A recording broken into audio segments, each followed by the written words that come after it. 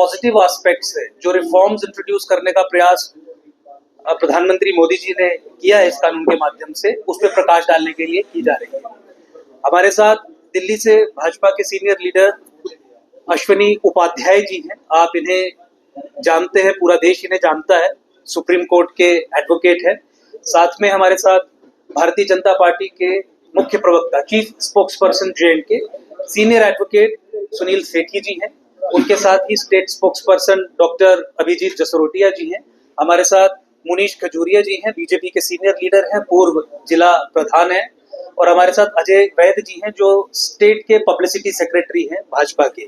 मैं निवेदन प्रेस के बंधुओं से यही करूंगा कि डिटेल में वक्फ अमेंडमेंट एक्ट 2025 पे जो हमारे मेन स्पीकर की स्पीकर दिल्ली से चल के आए हैं, उनकी बात सुन लें।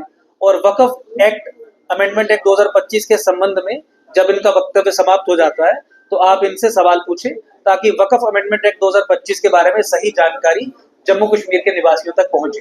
बहुत बहुत धन्यवाद आपका आने का। मैं सवाल केवल और मेरा निवेदन आपसे यही रहेगा कि ये प्रेस कॉन्फ्रेंस वक्फ एक्ट अमेंडमेंट एक्ट 2025 के संबंध में की जा रही है। आपके जितने भी सवाल हैं वक्फ एक्ट 2025 और अश्विनी जी द्वारा कही गई बातों के दायरे में निवेदन यही है कि रहें, ताकि इस प्रेस कॉन्फ्रेंस का जो असली मकसद है वो पूरा हो सके। बहुत बहुत धन्यवाद। धन्यवाद अंकुर जी। आप सब लोगों को धन्यवाद देता हूँ, खबर पालिका के सभी सदस्यों को। आप लोग इस बहुत ही महत्वपूर्ण विषय के लिए सब लोग इकट्ठा हुए हैं। भारत संविधान से चलता है। संविधान का मतलब ही है समविधान, सबके लिए एक समान विधान, एक जैसी व्यवस्था सबके लिए। भारत के संविधान में वैसे वक्फ शब्द नहीं है। भारत के संविधान में चैरिटी शब्द है। उसी को, चैरिटी को हिंदू दान कहते हैं, मुस्लिम्स उसको वक्फ कहते हैं। दान सब लोग करते हैं, हिंदू भी करते हैं, जैन भी करते हैं, बौद्ध भी करते हैं, सिख भी करते हैं। लेकिन दान हमेशा अपनी वस्तु का किया जाता है। दान बहुत ही पवित्र शब्द है, वक्फ बहुत ही पवित्र शब्द है। इसका मतलब ये हुआ कि पहली बात तो वक्फ वो जमीन की जाती है जो अपनी होती है, दूसरों की नहीं की जाती है। दूसरा, जो जमीन वक्फ हो जाती है वो केवल उसी कार्य के लिए उपयोग होती है जिस कार्य के लिए उसको वक्फ किया गया। दान जिस लिए किया जाता है उसी के लिए उपयोग होता है।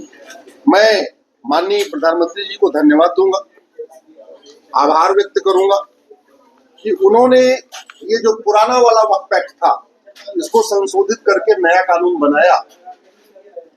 ये पुराना वाला कानून केवल अनकॉन्स्टिट्यूशनल नहीं था, बल्कि अनकुरानिक और अन इस्लामिक भी था।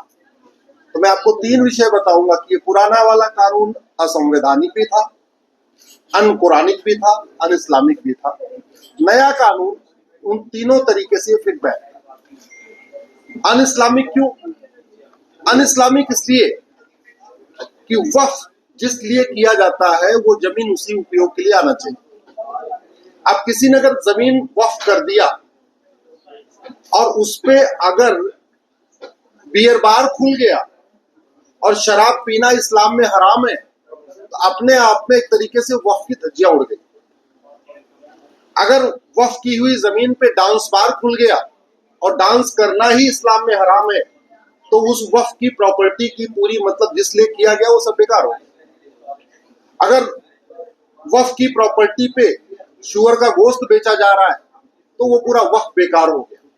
और अभी तक पुराने कानून के अंतर्गत जो जमीनें वक्फ हो रही थी वहां पे वक्फ की जमीनों पे बियर बार खुल रहा था, वक्फ की जमीनों पे डांस बार खुल रहा था, वक्फ की जमीनों पे हुक्का बार खुल रहा था, वक्फ की जमीनों पे सट्टा बार खुल रहा था, वक्फ की जमीनों पे कैसीनो खुल रहा था, वक्फ की जमीनों पे शुअर का मांस बेचा जा रहा था।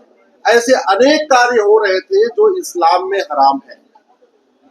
दूसरी बात, वक्फ जो है, वक्फ, दान, चैरिटी तीनों एक ही शब्द है। अपनी जमीन की जाती है, दूसरों की नहीं। अपनी जमीन जो जायज तरीके से कमाई गई हो, उस तैनी जमीन हो या मेहनत ईमानदारी से खरीदी गई जमीन। दूसरों की जमीन को कब्जा करके उसको वक्फ प्रॉपर्टी डिक्लेयर करना, ये भी अपने आप में अनकॉन्स्टिट्यूशनल भी है और हराम भी है। और ये देखा गया कि इस कानून का दुरुपयोग करके ये किया गया।